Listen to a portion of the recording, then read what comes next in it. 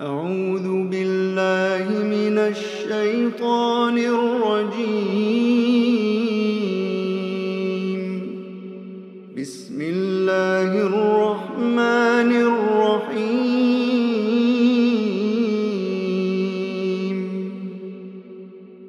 الحمد لله الذي أنزل على عبده الكتاب ولم يجعل له عوجا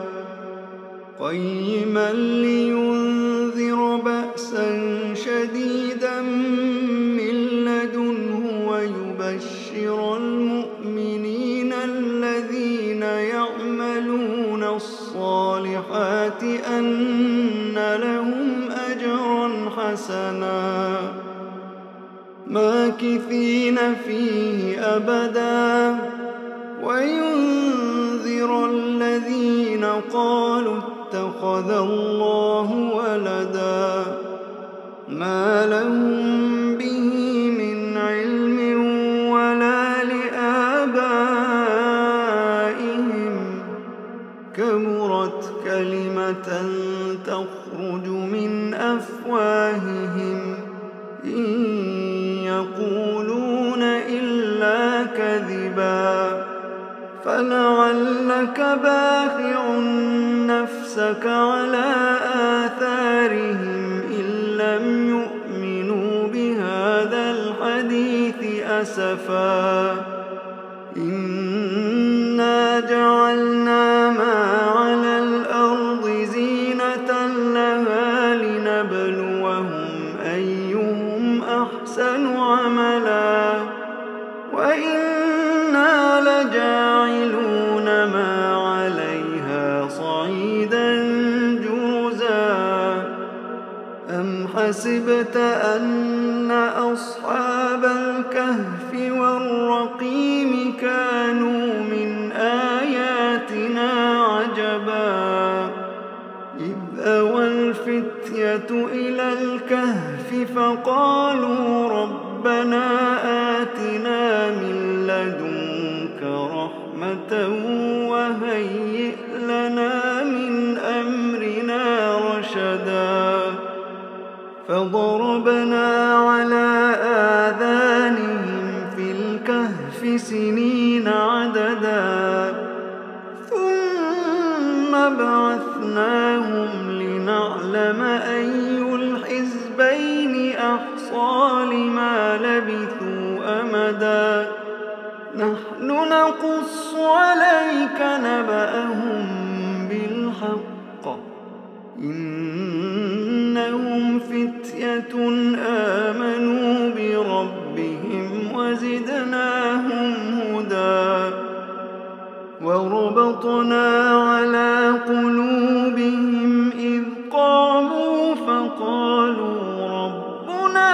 رب السماوات والأرض لن ندعو من دونه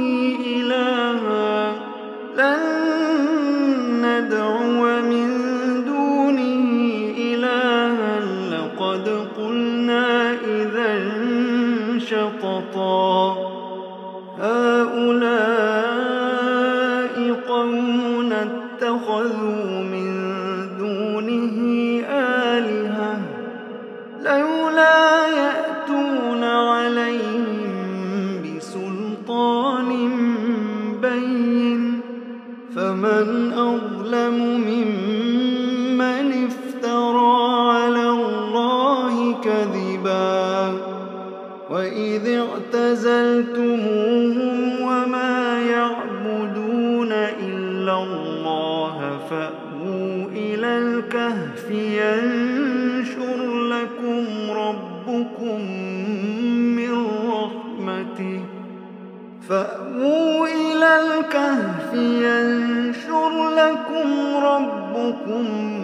من رحمته ويهيئ لكم من أمركم مرفقا وترى الشمس إذا طلعت تزاور عن كهفهم ذات اليمين وإذا وإذا غربت تقرضهم ذات الشمال وهم في فجوة منه. ذلك من آيات الله. من يهد الله فهو المهتد ومن يضلل فلن تجد له وليا مرشدا. وتحسبهم أيقاظا وهم رقود ونقلبهم ذات اليمين وذات الشمال وكلبهم باسط ذراعيه بالوصيد. لو اطلعت عليهم لوليت منهم فرارا ولملئت منهم رعبا. وكذلك بعثناهم ليتساءلوا بينهم. قال قائل منهم كم لبثتم؟ قالوا لبثنا يوما أو بعض يوم. قالوا ربكم أعلم بما لبثتم فابعثوا أحدكم بورقكم هذه إلى المدينة فلينظر أيها أزكى طعاما فليأتكم برزق منه وليتلطف ولا يشعرن بكم أحدا. إنهم إن يظهروا عليكم يرجموكم أو يعيدوكم في ملتهم ولن تفلحوا إذا أبدا. وكذلك أعثرنا عليهم ليعلموا أن وعد الله حق وأن الساعة لا ريب فيها إذ يتنازعون بينهم أمرهم فقالوا بنوا عليهم بنيانا ربهم أعلم بهم. قال الذين غلبوا على أمرهم لنتخذن عليهم مسجدا.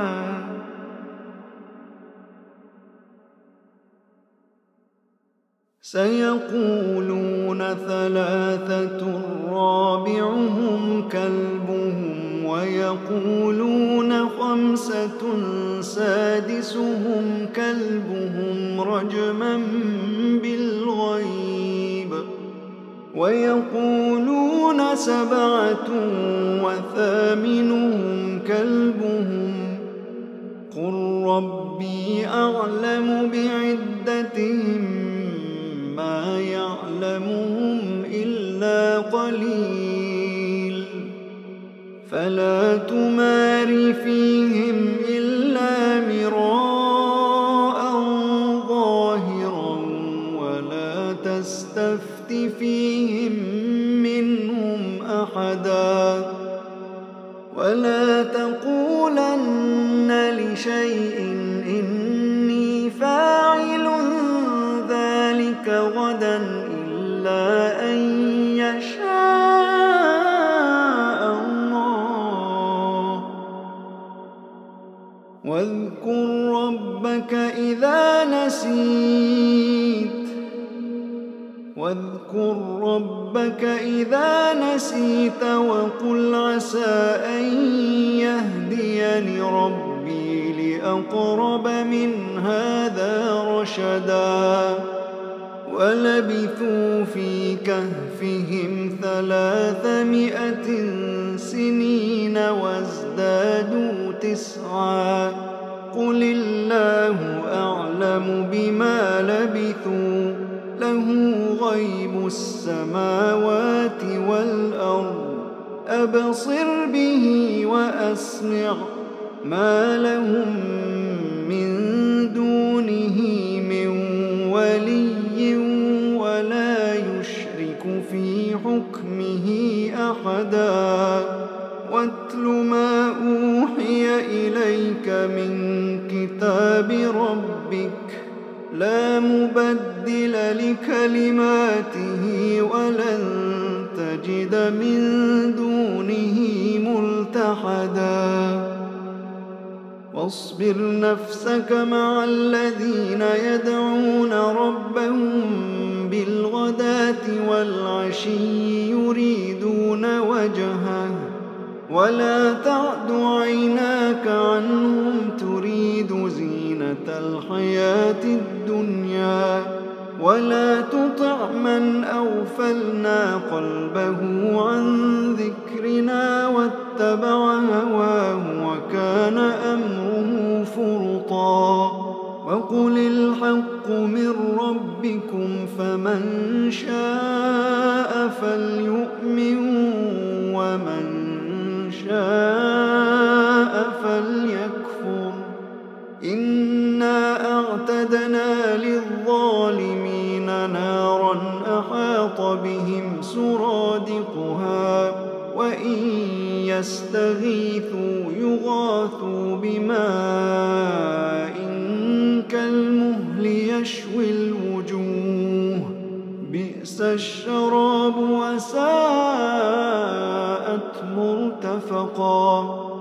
إن الذين آمنوا وعملوا الصالحات إنا لا نضيع أجر من أحسن عملا أولئك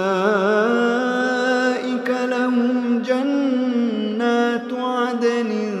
تجري من تحتهم الأنهار يحلون فيها من أساور من ذهب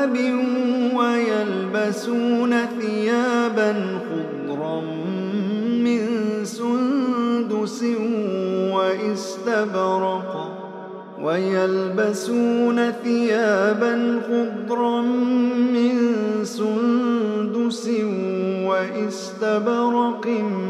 متكئين فيها على الأرائك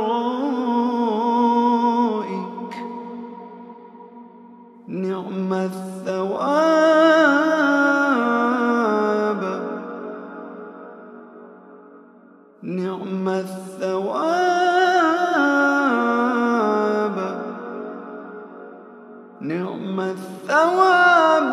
وحسنت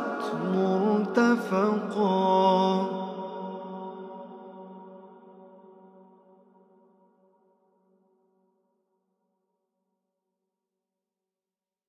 واضرب لهم مثلا الرجلين جعلنا لأحدهما جنتين من أعناب وحففناهما بنخل وجعلنا بينهما زرعا كلتا الجنتين آتت أكلها ولم تظلم منه شيئا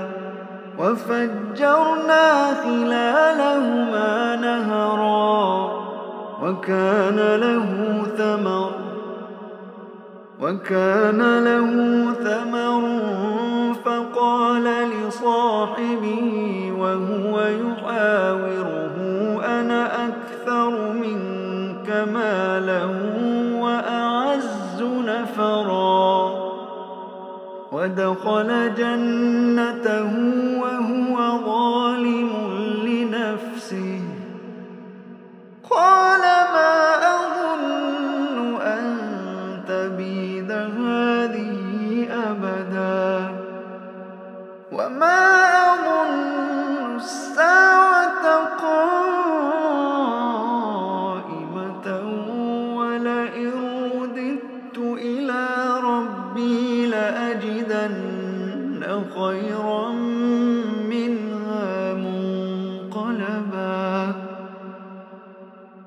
قال له صاحبه وهو يحاوره أكفرت بالذي خلقك من تراب ثم من نطفة ثم سواك رجلا لكن هو الله ربي ولا أشرك بربي أحدا لكن هو الله ربي ولا أشرك بربي أحدا ولولا إذ دخلت جنتك قلت ما شاء الله لا قوة إلا بالله إن ترني أنا أقل منك مالا وولدا فعسى ربي أن يؤتيني خيرا من جنتك ويرسل عليها حسبانا من السماء فتصبح صعيدا زلقا أو يصبح ماؤها غورا فلن تستطيع له طلبا وأحيط بثمره فأصبح يقلب كفيه على ما أنفق فيها وهي خاوية على عروشها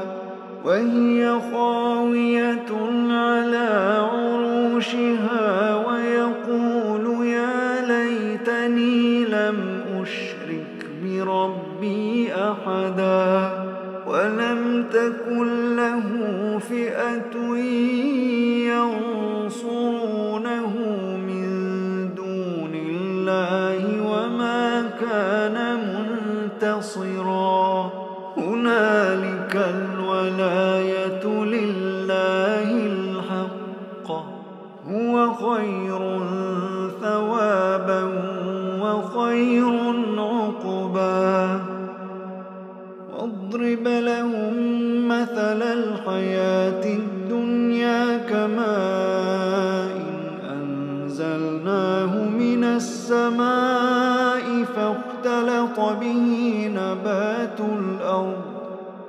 فاختلط به نبات الأرض فأصبح هشيما تذروه الرياح وكان الله على كل شيء مقتدرا المال والبنون زينة الحياة الدنيا والباقيات الصالحات خير عند ربك ثوابا وخير أملا ويوم نسير الجبال وترى الأرض بارزة وحشرناهم فلم نغادر منهم أحدا وعرضوا على ربك صفا لقد جئتمونا كما خلقناكم أول مرة بل زعمتم أن لن نجعل لكم موعدا ووضع الكتاب فترى المجرمين مشفقين مما فيه ويقولون يا ويلتنا ما لهذا الكتاب لا يغادر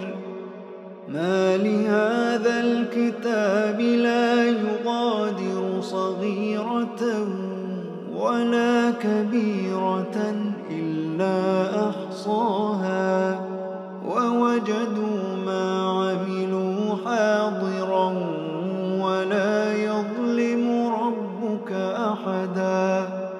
وإذ قلنا للملائكة اسجدوا لآدم فسجدوا إلا فسجدوا إلا إبليس كان من الجن ففسق عن أمر ربه أفتتخذونه وذريته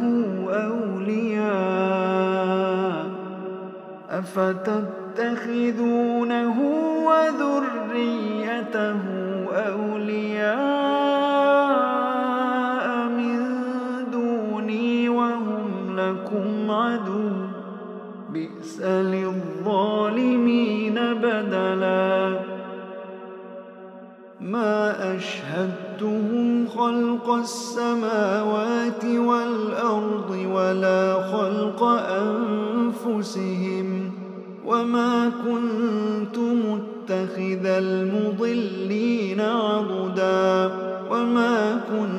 متخذ المضلين عضدا ويوم يقول نادوا شركائي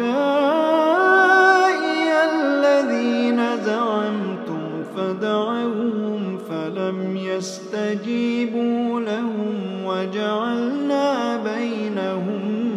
موبقا ورأى المجرمون النار فظنوا أنهم مواقعوها ولم يجدوا عنها مصرفا ولقد صرفنا في هذا القرآن للناس من كل مثل وكان الإنسان أكثر شيء جدلا وما منع الناس أن يؤمنوا إذ جاءهم الهدى ويستغفروا ربهم إلا أن تأتيهم سنة الأولين أو يأتيهم العذاب قبلا وما نرسل المرسلين إلا مبشرين ومنذرين ويجادل الذين كفروا بالباطل ليدحضوا به الحق واتخذوا آياتي وما أنذروا هزوا ومن أظلم ممن ذكر بآيات ربه فأعرض عنها ونسي ما قدمت يداه إنا جعلنا على قلوبهم أكنة أن يفقهوا وفي آذانهم وقرا وإن تدعهم إلى الهدى فلن يهتدوا إذا أبدا وربك الغفور ذو الرحمة لو يؤاخذهم بما كسبوا لعجل لهم العذاب بل لهم موعد لن يجدوا من دونه موئلا وتلك القرى أهلكناهم لما ظلموا وجعلنا لمهلكهم موعدا وإذ قال موسى لفتاه لا أبرح حتى أبلغ مجمع البحرين أو أمضي حقبا فلما بلغا مجمع بينهما نسيا حوتهما فاتخذ سبيله في البحر سربا فلما جاوزا قال لفتاه آتنا غداءنا لقد لقينا من سفرنا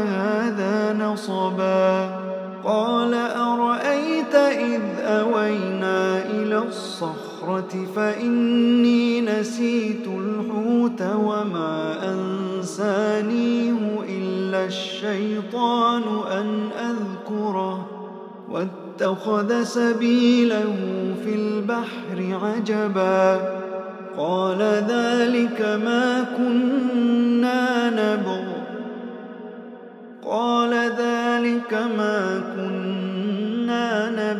فارتدا على آثارهما قصصا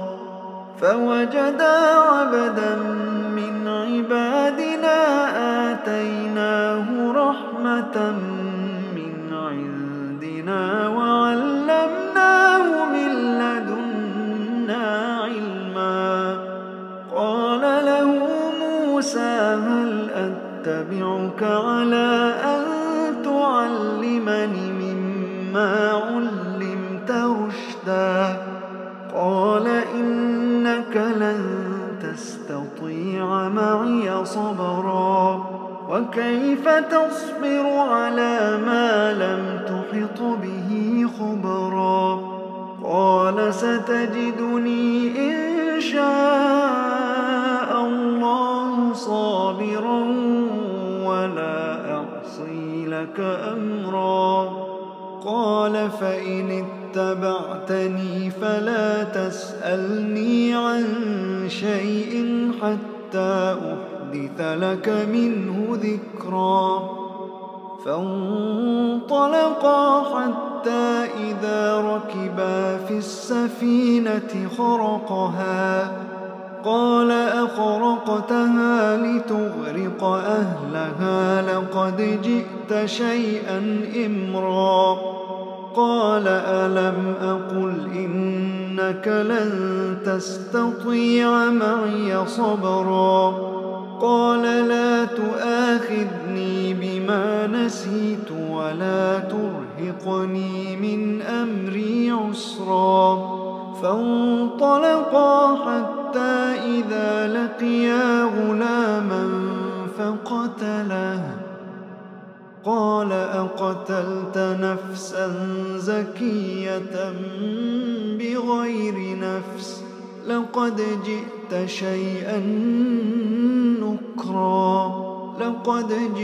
شيئا نكرا قال ألم أقل لك إنك لن تستطيع معي صبرا قال إن سألتك عن شيء بعدها فلا تصاحبني قد بلغت من لدني عذرا فانطلقا حتى إذا أتيا أهل قرية استطعما أهلها فأبوا أن يضيفوهما فوجدا فيها جدارا يريد أن ينقض فأقامه قال لو شئت لاتخذت عليه أجرا قال هذا فراق بيني وبينك سأنبئك بتأويل ما لم تستطع عليه صبرا أما السفينة فكانت لمساكين يعملون في البحر فأردت أن أعيبها وكان وراءهم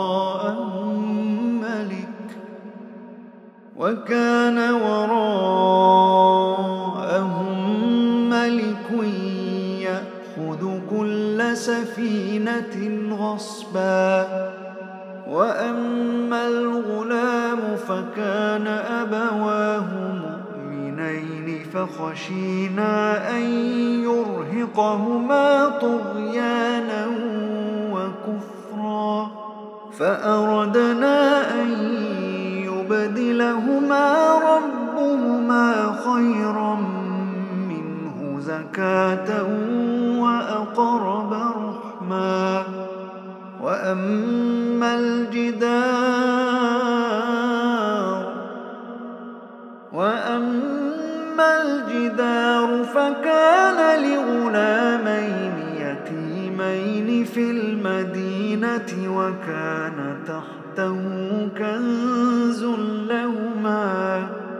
وكان تحته كنز لهما وكان أبوهما صالحا فأراد ربك أن يبلغا أشدهما ويستخرجا كنزهما رحمة من ربك وما فعلته عن أمري ذلك تأويل ما لم تسطع عليه صبرا.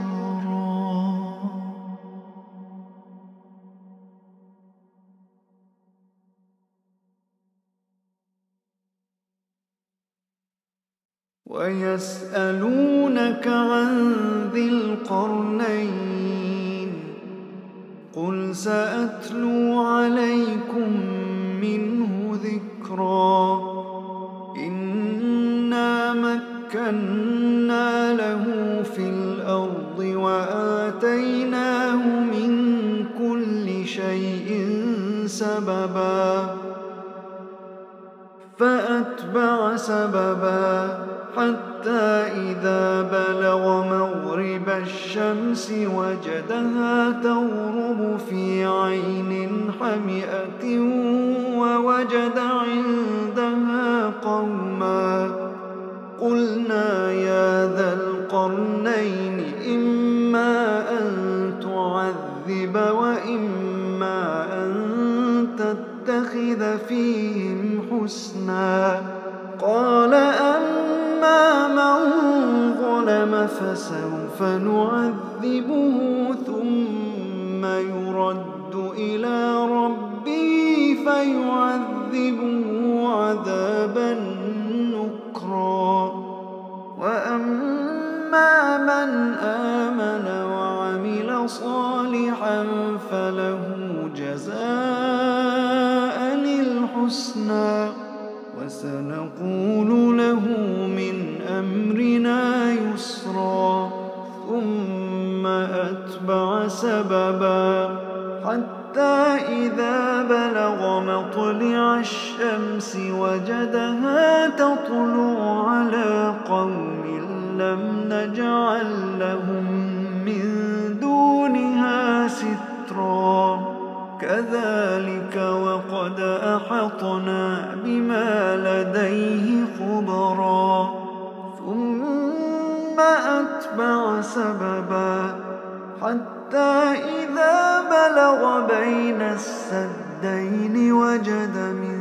دونهما قوما لا يكادون يفقهون قولا قالوا يا ذا القرنين إن يأجوج ومأجوج مفسدون في الأرض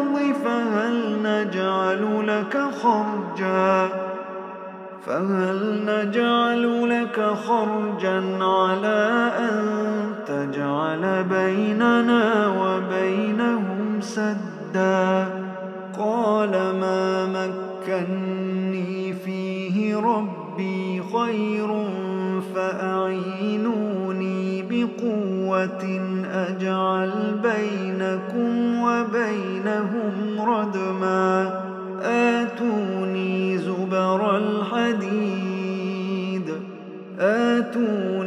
زبر الحديد حتى إذا ساوى بين الصدفين قال انفخوا حتى إذا جعله نارا قال آتوني أفرغ عليه قطرا فما استطاعوا أن يظهروه وما استطاعوا له نقبا قال هذا رحمة من ربي فإذا جاء وعد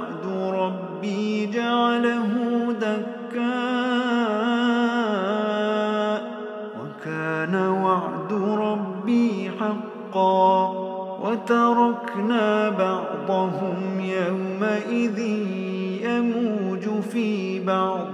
ونفخ في الصور فجمعناهم جمعا وعرضنا جهنم يومئذ للكافرين عرضا الذين كانت أعينهم في غطاء عن ذكري وكانوا لا يستطيعون سمعا أفحسب الذين كفروا أن يتخذوا عبادي من دوني أولياء إنا أعتدنا جهنم للكافرين نزلا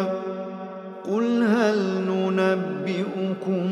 بالأخسرين أعمالا الذين ضل سعيهم في الحياة الدنيا وهم يحسبون أنهم يحسنون صنعا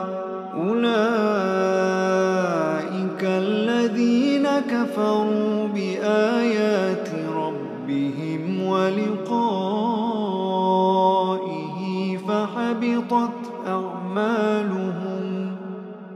فحبطت أعمالهم فلا نقيم لهم يوم القيامة وزنا ذلك جزاؤهم جهنم بما كفروا واتخذوا آياتي ورسلي هزوا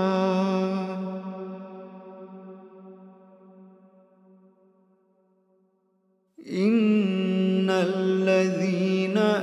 آمنوا وعملوا الصالحات كانت لهم جنات الفردوس نزلا خالدين فيها لا يبغون عنها حولا قل لو كان البحر مدادا لكلمات ربي لنفد البحر قبل أن تنفد كلمات ربي ولو جئنا